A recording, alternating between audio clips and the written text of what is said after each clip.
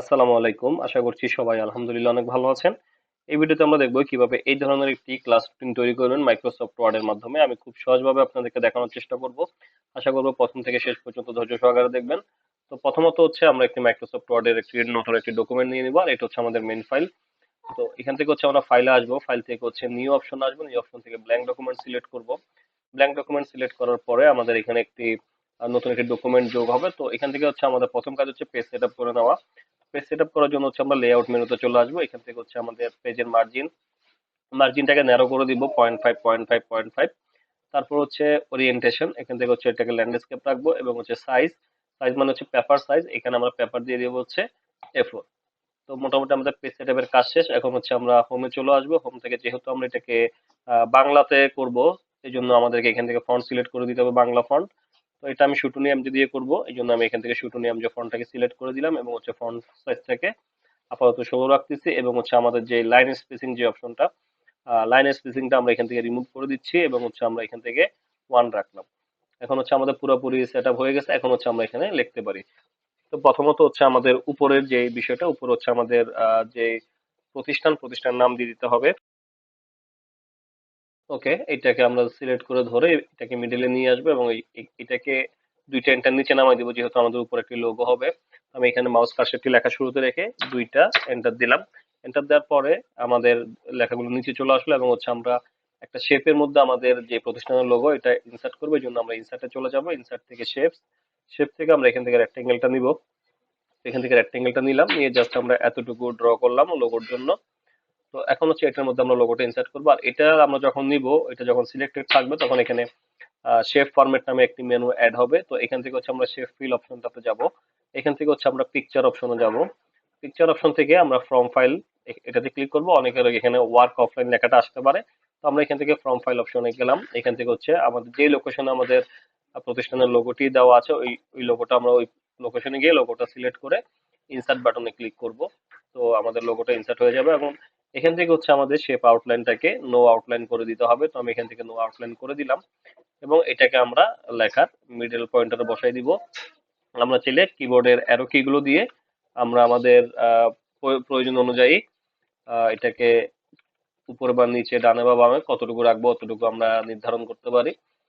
তারপর হচ্ছে আমরা এটাকে দুইটা এন্টার দিব, দুইটা এন্টার দিয়ে নিচে নামিয়ে এখানে যে আমাদের লেখাগুলো আছে, এই যে একাদশ শ্রেণী 22টি শিক্ষাবর্ষ, তো এগুলো আমরা এখানে লিখে দিব এখন।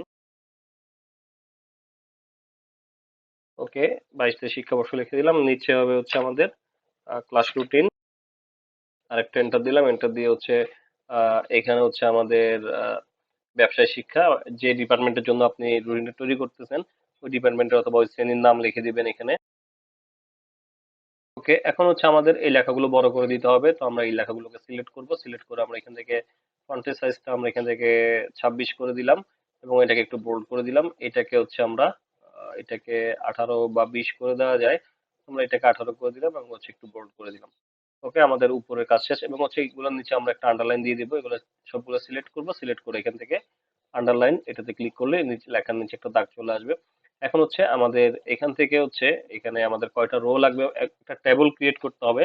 এই টেবিলের মধ্যে কয়টা রো এবং কয়টা কলাম লাগবে এই বিষয়টা আপনারা একটু বুঝে নেবেন। আপনাদের যে কয়টা সাবজেক্ট হবে প্রতিদিন, ওই কয়টা আপনাকে এখানে কলাম নিতে হবে। যেমন এখানে প্রতিদিন হচ্ছে 6টা হয়, 6টা ক্লাস হয়। তো 6টা ক্লাসের জন্য আমাদের 7টা কলাম নিতে হবে। তার কারণ হচ্ছে মাঝখানে আহ 4 ঘন্টা পরে হচ্ছে 4টা ক্লাস পরে হচ্ছে বিরতি। এখানে আপনাদের প্রতিদিন যে কয়টা ক্লাস হবে ওই কয়টা কলামের সাথে একটি বাড়তি কলাম অ্যাড করবেন। তাহলে আমাদের এখানে কলাম আছে কয়টা, একটা, দুইটা, তিনটা, চারটা, পাঁচটা, ছয়টা, সাতটা, আটটা। আটটা কলাম আছে এবং রো আছে হচ্ছে, রো হবে আটটা। এক, দুই, তিন, চার, পাঁচ, ছয়, সাত, আট। তাহলে আমাদের এই কলাম নিতে হবে আটটা এবং রো নিতে হবে আটটা। তো এই, আর এখানে আমাদের এটা করার হচ্ছে এটা করার মূল বিষয়টা হচ্ছে আমাদের এখানে যে সেট আপ গুলো আছে, এই সেট আপ গুলো দেখাটাই হচ্ছে আমাদের মূল উদ্দেশ্য এবং এটা তো এইটা দেখলে আপনারা সকলেই তৈরি করতে পারবেন। তো তাহলে আমাদের 8টা রো এবং 8টা কলাম লাগবে। তো আমরা একটা টেবল ইনসার্ট করার জন্য হচ্ছে আমরা ইনসার্টে চলে যাব। ইনসার্ট আসার পর আমরা সরাসরি টেবলে চলে আসবো। টেবল আসার পরে ইনসার্ট টেবল এটাতে ক্লিক করে দিব। এটাতে ক্লিক করে দেওয়ার পর হচ্ছে আমাদের এখানে দেখতে পাচ্ছেন নাম্বার অফ কলামস, মানে হচ্ছে আপনার কয়টা কলাম লাগবে।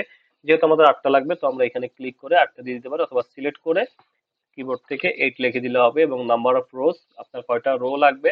তো যেহেতু আমাদের 8টা কলাম এবং 8টা রো লাগবে, সেক্ষেত্রে হচ্ছে আমরা 8 দিয়ে আমরা এখান থেকে ওকে করে দিব। তো প্রথমে হচ্ছে দেখেন আমাদের প্রথমে কি আছে, প্রথমে হচ্ছে বার, আমরা এখানে বার দিয়ে দিচ্ছি, বার। তো আরেকটা বিষয় হচ্ছে আমাদের লেখার সময় দেখতে পাচ্ছেন এখানে লেখাটা বোল্ড অবস্থাতে আছে এবং হচ্ছে এখানে একটা আন্ডারলাইন আসতেছে। তো আমরা প্রথমত কি করব, সম্পূর্ণ টেবলটাকে এভাবে সিলেক্ট করব, সিলেক্ট করে হোমে চলে আসবো। হোম থেকে আমরা এখান থেকে প্রথম কাজ হচ্ছে এখানে ফন্ট সিলেক্ট করা। আমরা শিরোনাম যে ফন্টটাকে সিলেক্ট করে দিলাম, তারপর হচ্ছে আমরা এখান থেকে ফন্টের সাইজটা সিলেক্ট করে দিলাম, তারপর হচ্ছে এখান থেকে আমরা বোল্ড থাকলে বোল্ডটাকে উঠাই দিব এবং আন্ডারলাইন থাকলে আন্ডারলাইনটাকে উঠাই দিব। তো আমাদের কাজ শেষ। তারপর হচ্ছে দেখেন আমরা প্রথমে হচ্ছে বার, তারপর হচ্ছে ঘন্টাগুলো, তারপর হচ্ছে এখানে হচ্ছে বিরতি। তো আমি এটাকে আপাতত ফাঁকা রাখতেছি। তারপর হচ্ছে পঞ্চম, তারপর হচ্ছে ষষ্ঠ। ওকে, তারপর হচ্ছে আমাদের এখানে সময়গুলো দিয়ে দিতে হবে। তো এখানে আমরা সময়গুলো দিয়ে দিচ্ছি, আমরা এখানে সময়গুলো দিয়ে দিচ্ছি। সময়গুলো আমি কপি করে দিচ্ছি আপনাদের বোঝার সুবিধার্থে। একটু ভিডিওটা লং হয়ে যাবে বিধায় আমি এগুলো কপি করে জাস্ট পেস্ট করে দিচ্ছি।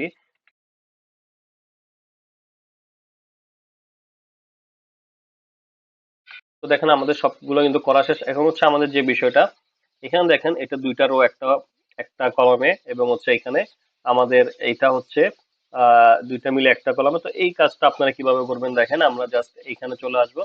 তো যেহেতু আমাদের এই দুইটা একটা কলামের মধ্যে, তো আমরা এটা কি করবো, এই দুইটা একসাথে সিলেক্ট করবো, সিলেক্ট করে রাইট ক্লিক করবো। এখানে রাইট ক্লিক করলে এখানে মার্সেল একটা অপশন পাবেন, মার্সেল করে দিবেন। সেম ভাবে এটাকে করে দিব। আমরা এটাকে সিলেক্ট করবো এবং সিলেক্ট করে রাইট ক্লিক করবো, রাইট ক্লিক করে মার্সেল, মার্সেল করলে আমাদের লেখাগুলো মার্জ হবে, দেখতে পাচ্ছেন। চলে আসা এবং হচ্ছে আমাদের সম্পূর্ণ লেখাটা আমরা এই সেলটার মিডিল বরাবর নিয়ে আসার জন্য দেখেন বারটা কিন্তু একটু উপরের দিকে। আমি চাচ্ছি কি আমাদের এই যে ঘরটা আছে, ঘরের মিড বরাবর থাকবে সবগুলো। তো আমরা পুরোটাকে সিলেক্ট করলাম, সিলেক্ট করে লেআউটে চলে আসলাম। লেআউটে আসার পর এই যে অ্যালাইনমেন্ট দেখতে পাচ্ছেন, অ্যালাইনমেন্ট থেকে আমরা অ্যালাইন সেন্টার করে দিব। তারপর হচ্ছে এই পাশে আমরা হচ্ছে আমাদের বারের নামগুলো লিখে দিব। তো আমরা বারের নামগুলো রেখে দিলাম। তারপর হচ্ছে আমাদের সাবজেক্টের নামগুলো, তো সাবজেক্টের নামগুলো আমরা লিখে দিই।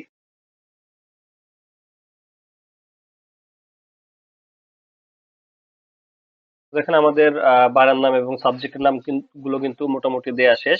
এখন হচ্ছে আমাদের যে কাজটা করতে হবে, আমাদের এই যে এখানে দেখেন এখানে বিরতি একটা লেখা আছে, এইটা আমরা কিভাবে করব এই বিষয়টা আমরা এখন দেখব। তো প্রথমত হচ্ছে আমাদের এই ঘরটা পুরোটাকে ফাঁকা করতে হবে। এটা এই ঘরটা পুরোটাকে ফাঁকা করার জন্য হচ্ছে আমরা ঘরগুলো সবগুলো সিলেক্ট করব, সিলেক্ট করে আমরা এই সিলেকশনের উপর রাইট ক্লিক করব। রাইট ক্লিক করার পরে হচ্ছে আমাদের এখানে মার্সেল একটা অপশন পাবো, আমরা মার্সেলে ক্লিক করে দিব। ক্লিক করে দেওয়ার পর হচ্ছে আমরা এখানে এখন জাস্ট নর্মালি লিখে দিব হচ্ছে বিরতি। তো এটাকে হচ্ছে আমরা রোটেট কিভাবে করব দেখেন, আমরা এটাকে সিলেক্ট করে দিলাম, সিলেক্ট করে লেআউটে চলে আসবো। লেআউটে আসার পর আমাদের এই অ্যালাইনমেন্ট অপশন থেকে টেক্সট ডিরেকশন যে অপশনটা আছে, আমরা এখানে ক্লিক করলে দেখতে পাচ্ছেন এটা টেক্সট ডিরেকশন হয়ে এদিকে ঘুরে গেছে। এবং হচ্ছে আমরা এটাকে সেন্টার করে দিব, এখান থেকে অ্যালাইন সেন্টার করে এখন আমরা এটার ফন্টের সাইজটা একটু বাড়াই দিব। আমরা যতটুকু রাখতে চাই অতটুকু করে দিব এবং হচ্ছে আমরা এখানে দুইটা করে স্পেস দিয়ে দিব। দেখেন আমাদের এটা কিন্তু অন্যদিকে চলে গেলো। জাস্ট আমরা এই যে পয়েন্টারটা আছে, এই পয়েন্টারটা ধরে আমরা আরেকটু এটা এইভাবে চাপ দিয়ে ধরে টেনে নিচে নামাই দিব। ওকে, এখন যদি আমরা দুইটা, ওকে, এখন দেখেন আপনি চাইলে এটাকে বোল্ড করে দিতে পারেন। ওকে, আমাদের মোটামুটি, আর হচ্ছে আমাদের উপরের কলমটাকে আমরা একটু এভাবে চাপাই দিব। ওকে, আর এটাকে একটু এখানে যেহেতু ফাঁকা বেশি, জাস্ট আমরা এখান থেকে একটা ডিলিট চাপলে কিবোর্ড থেকে এটা একটু উপরে চলে আসবে। তো এই হলো মোটামুটি আমাদের ক্লাস রুটিনের কাজ। তো খুব সহজভাবে আমি আপনাদেরকে দেখানোর চেষ্টা করেছি। আর আরেকটা বিষয় বলে রাখছি যে আমি এখানে এই লেখাগুলো ওখান থেকে কপি করে নিয়ে আসছি। তো আপনারা এখান থেকে এগুলো ম্যানুয়ালি লিখে দিবেন। আমি ভিডিওটা শর্ট করার জন্য মূলত এটা কপি কপি পেস্ট করেছি। আর বাকি সেটিংস গুলো, আমাদের মূল সেটিংস গুলো কিন্তু এইটা, এবং আর হচ্ছে এখানে এগুলো মার্চ করা আর কি, সেলগুলো মার্চ করা, এটাই হচ্ছে মূল বিষয়। আর হচ্ছে পেজ সেটআপটা। তো এই হলো মোটামুটি আমাদের ক্লাস রুটিনের কাজ। আশা করছি ভিডিওটা আপনাদের ভালো লাগবে। আর যদি আপনারা নতুন নতুন এই ধরনের ভিডিওগুলো আরো পেতে চান, তাহলে আমার চ্যানেলটিকে অবশ্যই সাবস্ক্রাইব করে নোটিফিকেশন বেল আইকনটি অন করে রাখবেন। আর পরিশেষে এটাকে আপনারা কি করবেন, ফাইল থেকে সেভ করে রাখবেন। আর সেভ করে রাখলে আপনারা পরবর্তীতে এটাকে এডিট করে অন্য কোথাও ব্যবহার করতে পারবেন।